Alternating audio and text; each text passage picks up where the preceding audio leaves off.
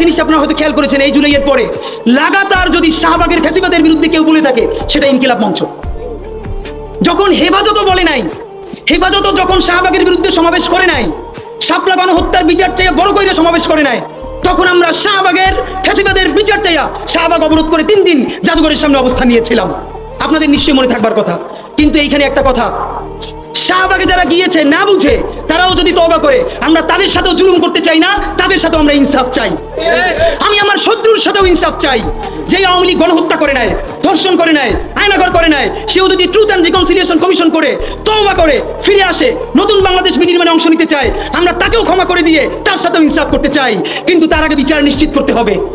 শাপলার ভয়াবহ রাতে যে থাকে নাই, শাপলার দুঃসহ যন্ত্রণা সে কোনোদিন বুঝবে না। ঠিক এই কারণেই আমি বলি আমি শাপলার সন্তান, কারণ আমি সেখানে ছিলাম। একটা ছবি ভয়াবহ আমি কোনোদিন নিতে পারি নাই।